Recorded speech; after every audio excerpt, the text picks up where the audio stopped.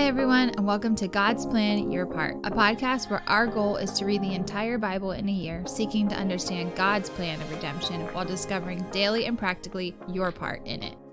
All right, everybody, welcome back. We have a lot of work cut out for us today because we are covering Colossians and Philemon, which might seem like a lot, but it's really just about 5 very short chapters.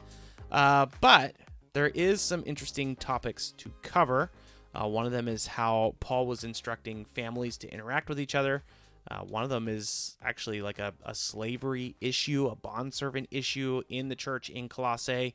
And that's actually like the central theme in the book of Philemon. So we'll get into that a little bit as well. I was kind of like rocked when I heard that we were reading the entire book of Colossians as well as Philemon, only to find that they are very short. But I think, Ryan, you were kind of giving a little bit of like background as to when Paul was writing this, that he was indeed a slave, which to me is this kind of like a follow-up from what we've heard of him in other books where he's a slave, but he actually has quite a bit of freedoms. Yeah, I mean, this is the first prison letter, and as far as I understand it. And so Paul is trying to, with the book of Colossians, encourage them not to fall into foolishness, and specifically not to fall into nonsense that sounds smart. Well, in chapter 2, I think it kind of taps into those things, what those were. Lists them out starting in verse 8, where it says, "Do not let things take you captive like philosophy and empty deceit, according to human tradition, according to the elemental spirits of the world, and not according to Christ." So just as much as there were silly things that were very tempting to distract your attention and your faith from, this was a very, I guess, problematic thing going on at the same time. Yeah, and chapter 2 is a pretty good example, like most of the chapter, because you can actually see he calls out at one point, chapter 2, verse 18, "Let no one disqualify you, insisting on asceticism and worship of angels, going on in detail about visions, puffed up without reason by sensuous minds, and not holding to the head, from which the whole body is nourished." So it's like, hey, there's people around that are trying to get you to focus on all the wrong things. And what's interesting, I've noticed this as we've been reading the whole Bible, particularly Paul's letters in the New Testament, nobody that is a false teacher is like, hey, see Satan over there? We're going to worship Satan. It's always like, not explicit, here's stuff that sounds kind of similar, but just pulls your focus away from the head. And then as you continue to fall down that path, it becomes like clearer and clearer that you're going the wrong direction, but you've given up those little pieces over time that you're like completely turned around in the wrong direction. Moving into chapter 3, there is a household code. Household codes become a pretty big deal. So what Paul is doing in Colossians and Ephesians, and he alludes to this in other books as well, what he's doing is telling Christians, hey, a Christian family does A, B, C, and D, and it's not the same. And so if you look at Colossians 3:18, it says, "Wives, submit to your husbands, as is fitting in the Lord. Husbands, love your wives, and do not be harsh with them. Children, obey your parents in everything, for this pleases the Lord." That's the first 3. What's interesting is, wives, submit to your husbands. That was not a contentious thing in that day. What would have been a contentious thing was husbands, love your wives, period, and do not be harsh with them. That would have been very crazy. Because the husbands were allowed to do whatever they wanted, and they could be as harsh as they wanted. The same thing with children. Like, children were supposed to obey their parents, but if you look at verse 21, "Fathers, do not provoke your children, lest they become discouraged." That's like unheard of. Like, nobody would have cared what happens to children. Children were like severely neglected often. And so for Paul to be teaching Christian households that husbands love their wives and sacrifice and serve their wives, and fathers serve their children to some degree, is incredibly scandalous. So what's funny is today we look at this and we're like, this is so backwards. But actually it was like incredibly progressive. What has happened is that now we've gone completely backwards. So we've flipped it. Where we're so individualistic and so freedom-minded that the idea of anybody submitting to anyone is just crazy, and we just buck against it. In my recent past of wanting to kind of put my desires and wants before certain things in my family, whether that be my relationship with you, Ryan, or even my responsibility and role as a mom, and as a wife, has drastically changed my already understanding of this verse to mean even more than like, well, of course I want to submit to Ryan. And of course I want him to love me as his role as laid out in these passages.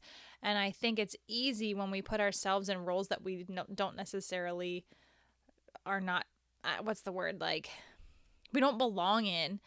God has not, God didn't give these words to Paul just to be like, well, that's a way you can do it. So when we are not in the right role or the right spot, it's easy to feel like you need to buck up against this. Like, oh, no, don't you dare put me in that box.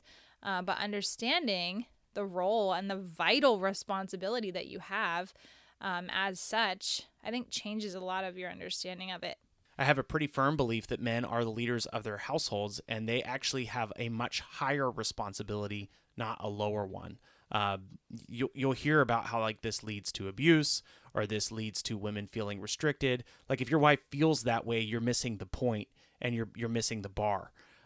We are supposed to be supporting each other in complementary roles. So Jenny can do things that I can't do. I can do things that she can't do. And when we do those things together and we submit to each other in those unique roles, our family is better off. And it's quite honestly so much easier. Like when I try to put on hats that I don't need or I shouldn't be wearing, I become so much more irritable and frustrated and just like an angry person that like people don't want to be around, myself or my kids included, Ryan included at times.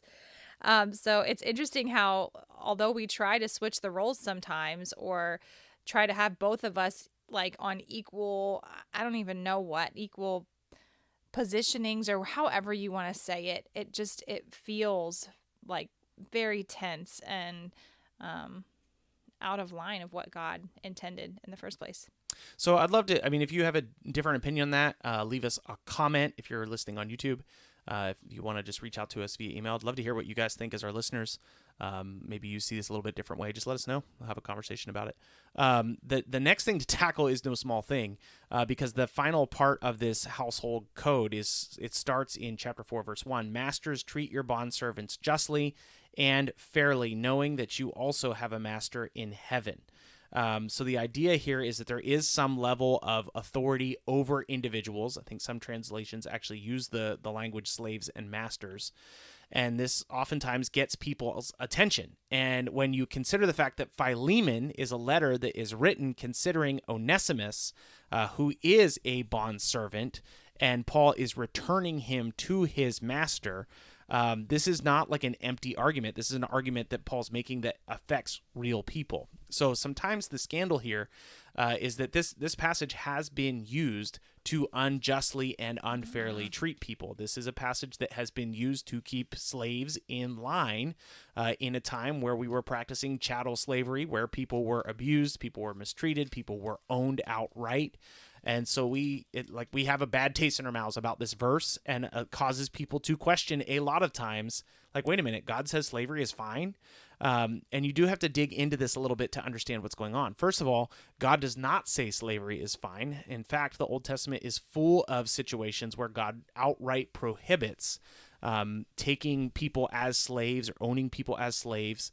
And when the term bondservant is used in the Bible, it's referring to this economic tool that allows people who are poor to sell themselves, basically, to somebody who is more wealthy so that they increase their economic status and eventually are released at a higher economic status where they can care for themselves and their families. So this was actually a way for people to care for each other, and there was not supposed to be abuse and mistreatment and forever ownership of another person. Actually, God in his law says that if you are a bondservant, you should be released after, basically, like in the 7th year, basically after 6 years.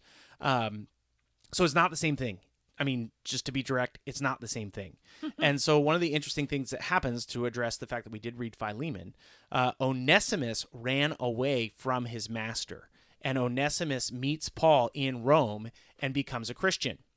And so Paul's writing this letter to Philemon. It's really interesting. Read it and notice the language for yourself. Paul's basically like, hey, Philemon, who's in Colossae, Onesimus has served me quite well. He is a brother in Christ. I very much appreciate his work.